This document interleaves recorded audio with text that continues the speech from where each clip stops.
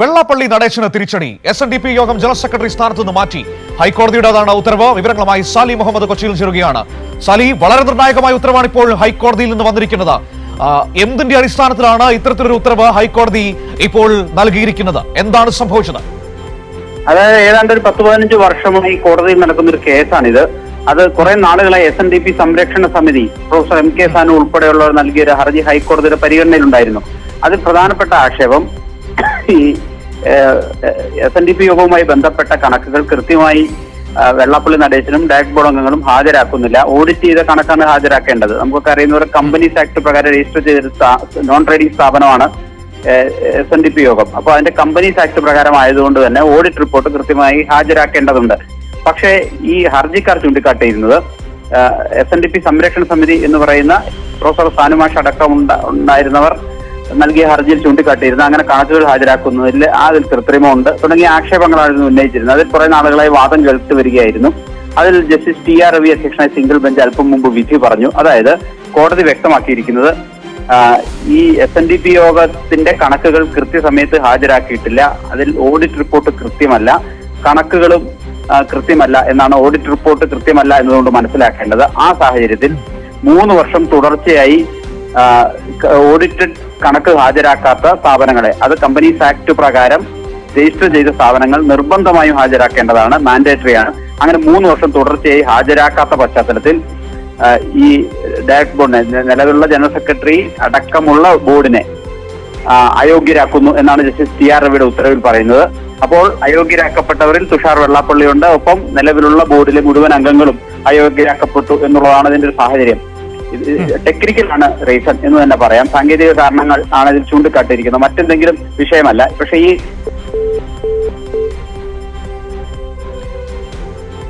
Sally, വളരെ പ്രധാനപ്പെട്ട വിധിയാണ് ഇപ്പോൾ ഹൈക്കോടതിയുടെ ഭാഗത്ത് നിന്ന് വന്നിരിക്കുന്നത്. SNDP യോഗം ജനറൽ സെക്രട്ടറി സ്ഥാനത്ത് നിന്ന് വെള്ളാപ്പള്ളി നടേശനെ മാറ്റിയിരിക്കുന്നു എന്ന വളരെ പ്രധാനപ്പെട്ട ഉത്തരവ് വരുന്നു. ഈ ഓഡിറ്റ് ചെയ്ത കണക്കുകൾ കൃത്യമായി നൽകാത്തതാണ് ഇതിന്റെ പ്രശ്നമായി ഇപ്പോൾ കോടതി ചൂണ്ടിക്കാട്ടിയിരിക്കുന്നത്. ഈ കേസ് കുറെ നാളുകളായി ഇപ്പോൾ കോടതിയിൽ നടന്നുകൊണ്ടിരിക്കുകയായിരുന്നു. അതിന്റെ ഭാഗമായിട്ടാണ് ഇപ്പോൾ വിധി വന്നിരിക്കുന്നത്. അതായത് ഒരർത്ഥത്തിൽ പറഞ്ഞാൽ അതൊരു സാങ്കേതിക വിഷയമാണ് എന്ന് നമുക്ക് പറയാം. പക്ഷേ സാങ്കേതിക വിഷയമാണ് എന്ന് പറയുമ്പോഴും പദവിയിൽ നിന്ന് വെള്ളാപ്പള്ളി നടേശന് മാറി നിൽക്കേണ്ടി വരുന്ന സാഹചര്യത്തിലേക്ക് കാര്യങ്ങൾ എത്തുന്നു. ഒപ്പം തന്നെ മുഴുവൻ ബോർഡ് മെമ്പർമാർക്കും അവരുടെ പദവികളിൽ നിന്ന് മാറേണ്ടി വരുന്ന വളരെ ഗൗരവതരമായ ഒരു സാഹചര്യം ഇപ്പോൾ യോഗത്തിൽ രൂപപ്പെട്ടു വരുന്നു എന്നതാണ് അതിന്റെ പ്രധാനപ്പെട്ട ഒരു പ്രതിഫലനമായി നമുക്ക് കാണാൻ കഴിയുന്നത്. ഇനി ഇത് എങ്ങനെ പരിഹരിക്കപ്പെടും, ഇതിന്റെ മറ്റു നിയമവശങ്ങൾ എങ്ങനെയാണ് തുടങ്ങിയ കാര്യങ്ങളിലേക്കൊക്കെ ഒരുപക്ഷെ അവർ പോകുമായിരിക്കും. പക്ഷേ നിലവിലത്തെ സാഹചര്യം എന്ന് പറയുന്നത് വെള്ളാപ്പള്ളി നടേശന് തിരിച്ചടി തന്നെയാണ്. SNDP യോഗം ജനറൽ സെക്രട്ടറി സ്ഥാനത്ത് നിന്ന് അദ്ദേഹത്തെ മാറ്റിയിരിക്കുന്നു എന്ന വളരെ പ്രധാനപ്പെട്ട ഉത്തരവ് ഇപ്പോൾ ഹൈക്കോടതിയുടെ ഭാഗത്ത് നിന്ന് വന്നിരിക്കുകയാണ്. ഓഡിറ്റ് ചെയ്ത യോഗവുമായി ബന്ധപ്പെട്ട ഓഡിറ്റ് ചെയ്ത കണക്കുകൾ കൃത്യമായി നൽകുന്നില്ല എന്ന പ്രശ്നമാണ് ഇവിടെ കോടതി ചൂണ്ടിക്കാട്ടിയിരിക്കുന്നത്. സാലി, ഇപ്പോൾ സാലി പറഞ്ഞതുപോലെ ഇത് സാങ്കേതികപരമായ വിഷയം തന്നെയാണ്. പക്ഷേ അങ്ങനെ പറയുമ്പോൾ പോലും ഈ പദവികളിൽ നിന്ന് വെള്ളാപ്പള്ളി അടക്കമുള്ളവർക്ക് മാറി നിൽക്കേണ്ടി വരുന്നു എന്ന വിഷയം വളരെ ഗൗരവതരമാണ്.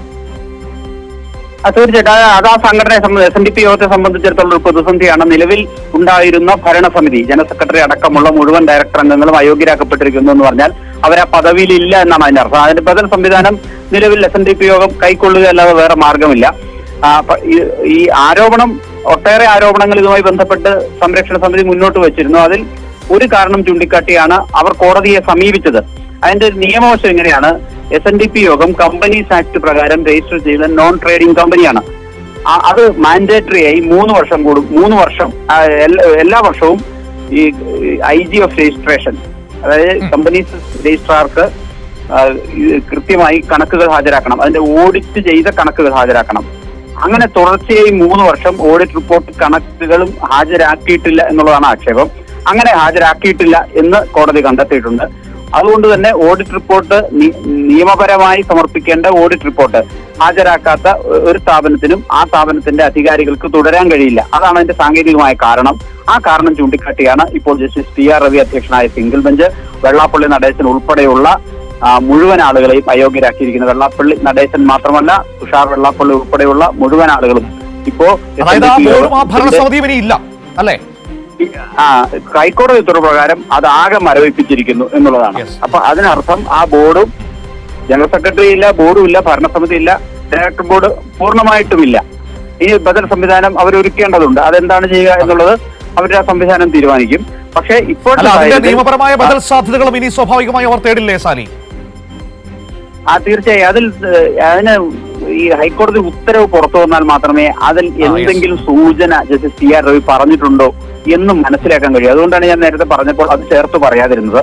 ഈ ഉത്തരവ് പൂർണ്ണമായി പുറത്തു വന്നാൽ എന്താണ് ബദൽ സംവിധാനം എന്ന് സാധാരണ നിലയിൽ കോടതി പറയാറുണ്ട്.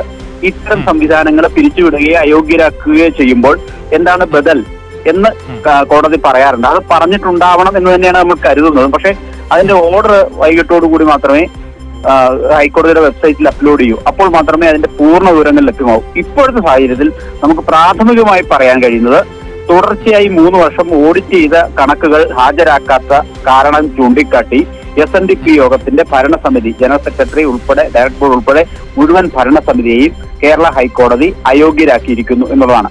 അതിനർത്ഥം SNDP യോഗം ജനറൽ സെക്രട്ടറി പദവിയിൽ ഇപ്പോൾ വെള്ളാപ്പള്ളി നടേശൻ ഇല്ല എന്നുള്ളതാണ് അതിന്റെ യഥാർത്ഥ കാര്യം. ശരി, സാലി മുഹമ്മദാണ് ഈ വളരെ പ്രധാനപ്പെട്ട വാർത്തയുടെ വിവരങ്ങൾ നൽകിയത്.